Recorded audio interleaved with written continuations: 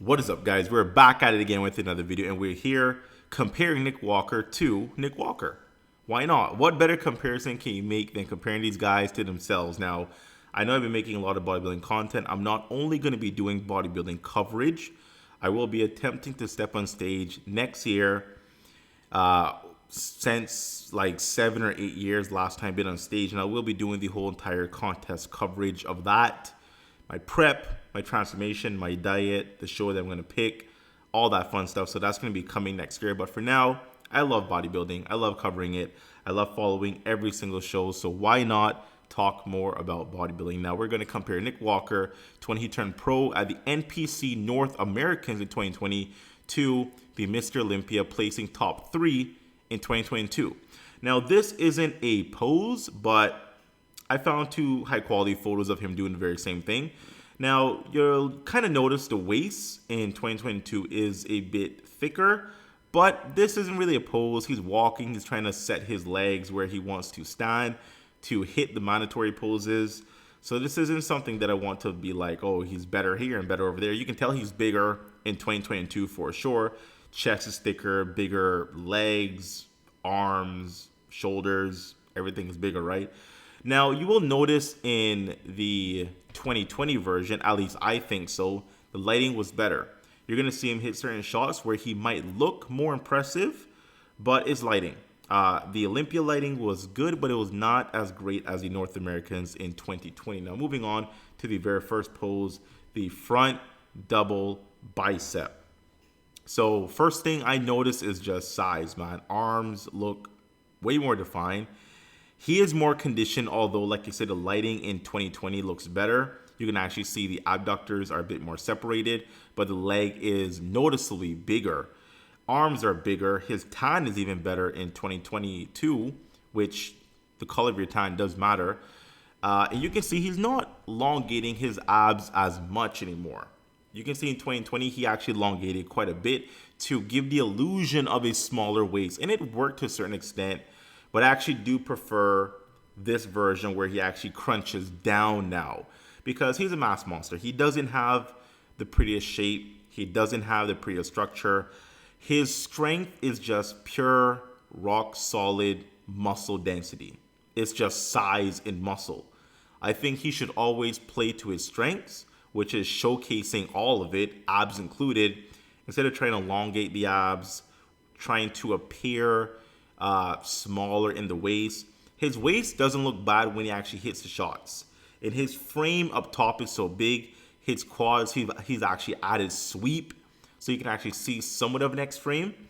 So I do prefer him crunching down more. It just looks better for his physique. You can tell that there's a bit of asymmetry in the biceps. Definitely in 2022, that left arm is just completely out of control when it comes to growth.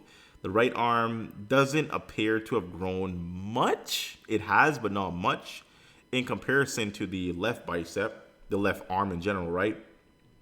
Now, I couldn't find professional photos of the NPC North Americans of hitting all the mandatories. For example, I don't have any of the lat spreads, but I will compare the shots that I could find. And here, as you can see in the side chest, just size, man. Look at the legs. Look at the chest.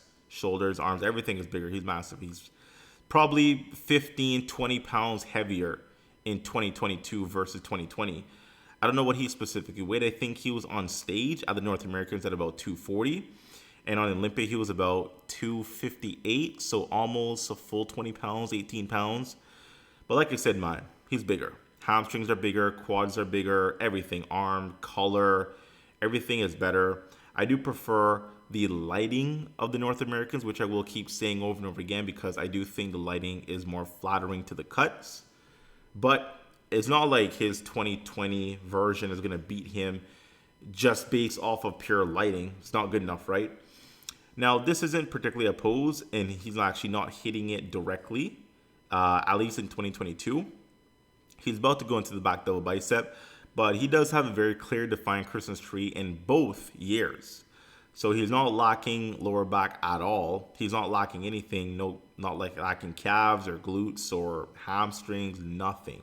So not a pose, but he, I was able to find photos of both of them. So why not put them together?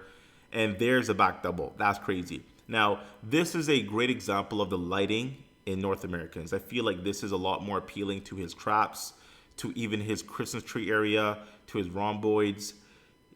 You know, he's definitely more conditioned in 2022, but the lighting, even if you go down to the hamstrings, you can clearly see the shadow of the hamstring better versus in 2022. It's not his fault. He's even more conditioned with even more muscle. He didn't lose any body parts at all. It's just lighting. You know, the lighting as North Americans was just better for showcasing specific muscles. But in 2022, more conditioned, just bigger everywhere. Shoulders are just stupid. Arms are dumb. Back is way thicker. Lower lats are way more developed. Legs got bigger. Everything is just wild. Wow. And this is the final pose. There's actually two different variations. He looks smaller in 2022, but he's hitting it differently, right? So instead of having your hand over your fist, he has both fists coming together in 2022. It might make him appear a bit more narrow, and I try to scale these photos as best as I can for it to be actually accurate. But you can kind of notice that, okay, well, he's looking a little maybe bunched up. It's because of the variety of posing he's doing. You can actually notice in 2022, you can see more traps, you can see more delts, versus in 2020, he probably didn't have that kind of muscle. And he's also hitting the pose differently as well.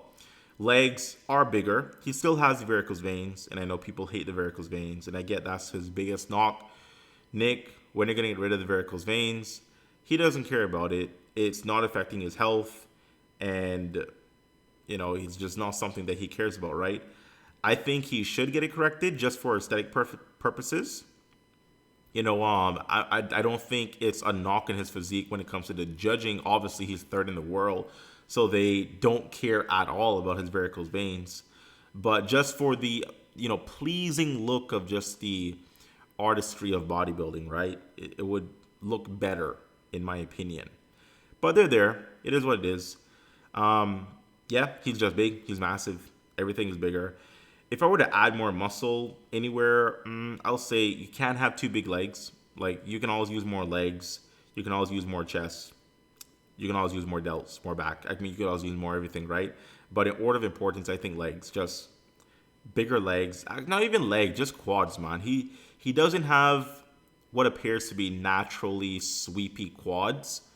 He has quad muscles, but they don't really grow outwards. They just get thicker in the center, it looks like, where the teardrop is, where down the leg is in the middle, the inner thighs. But to have more sweep on his physique, it would just look better when it comes to next frame.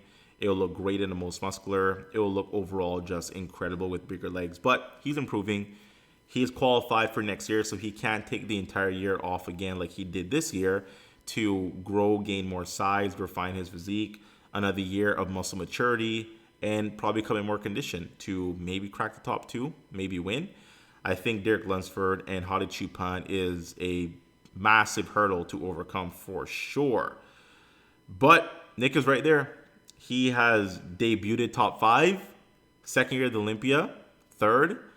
Although Hadi debuted in the top 3, I believe, and Derek debuted in the top 2. So those guys definitely have better debut placings over Nick for sure. But this Olympia, when it comes to right now in the foreseeable future, I don't think there's a solid champion who's going to be pulling a Ronnie Coleman or Phil Heath or, you know, Lee Haney, Dorian. No one's going to be winning consecutive. Maybe Hadi. He has the physique to do so.